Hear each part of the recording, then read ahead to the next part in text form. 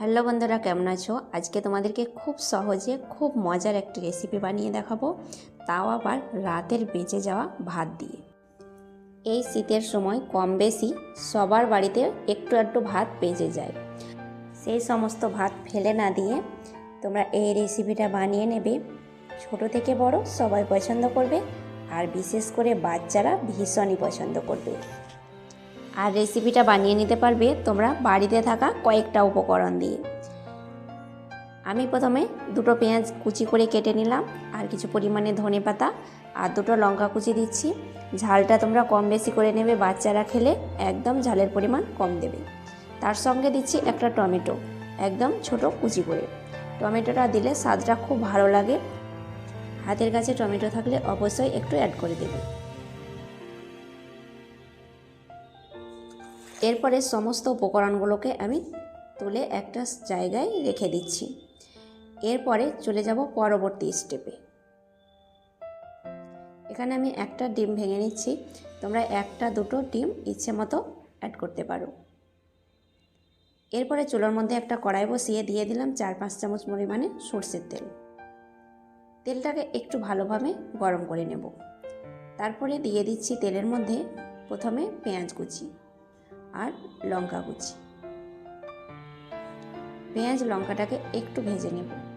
বন্ধুরা, এই রেসিপিটা বানানো খুবই সহজ, যতটা সময় লাগবে কাটাকাটি করতে। পেঁয়াজটাকে একটু ভেজে নেওয়ার পরে পরপর উপকরণগুলো দিচ্ছি। দেখো, এখানে কিছু পরিমাণে নিয়েছি রসুন কুচি, কিছু পরিমাণে আদা কুচি, আর এক টুকরো মতো নিয়েছি গাজর ছোট কুচি করে।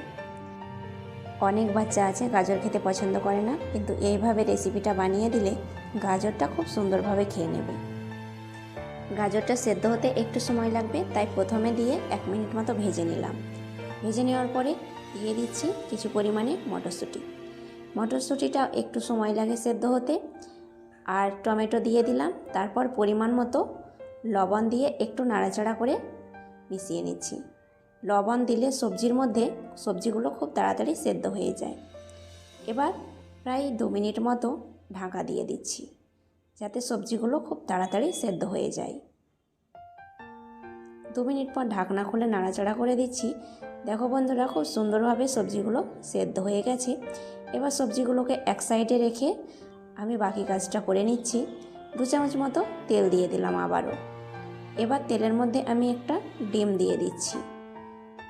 আর বন্ধুরা, তোমরা এভাবে না দিয়ে ডিমটাকে আলাদাভাবে একটু ভেঙে নিতে পারো, কিন্তু কড়াইটা যেহেতু বড় আছে তাই আমি একসঙ্গে দিয়ে দিলাম। এবার সামান্য পরিমাণে ডিমের মধ্যে লবণ দিয়ে ডিমটাকে একটু নাড়াচাড়া করে ঝুরি করে নেব। ডিমটা দেওয়ার সঙ্গে সঙ্গে ভাঙতে যাবে না, 1 মিনিট পরে ডিমটাকে খুন্তি দিয়ে একটু ভেঙে নেবে। এইভাবে ডিমটাকে কুচি করে দেওয়ার পরে সবজির সঙ্গে মিশিয়ে নিচ্ছি। সবজিটাকে ডিমের সঙ্গে ভালোভাবে মিশিয়ে নেওয়ার পরে বাকি উপকরণগুলো আমি দিয়ে দিচ্ছি। আধা চামচ পরিমাণে নিয়েছি হলুদ গুঁড়ো, আধা চামচ পরিমাণে কাশ্মীরি লাল লঙ্কার গুঁড়ো, এতে ঝাল হবে না, কালারটা খুব সুন্দর আসবে। আর 1 চামচ পরিমাণে জিরে গুঁড়ো। মশলাগুলোকে ভালোভাবে মিশিয়ে নিলাম। তারপরে দিয়ে দিচ্ছি আধা বাটি মতো অবশিষ্ট ভাত। এবার আমি তার সঙ্গে যোগ করে দিলাম 1/4 চা চামচ গোলমরিচের গুঁড়ো। সমস্ত উপকরণগুলো একসঙ্গে মিশিয়ে নেব, আর ভাতটাকে বেশ কিছুক্ষণ নাড়াচাড়া করে ভেজে নিতে হবে। আর দেখবে আস্তে আস্তে ভাতের যে রসালো ভাবটা আছে সেটা শুকিয়ে যাবে আর ঝরঝরে হয়ে যাবে। এই সময় আমি আঁচটাকে একদম কমিয়ে রেখেছি। বন্ধুরা, আশা করছি এই ভিডিওটা সবার ভালো লাগবে। ভালো লেগে থাকলে লাইক, কমেন্ট, শেয়ার করবে। চ্যানেলটাকে কিন্তু সাবস্ক্রাইব করতে ভুলবে না। ভাতটাকে আমি মশলার সঙ্গে প্রায় 2 মিনিট মতো ভেজে নিলাম।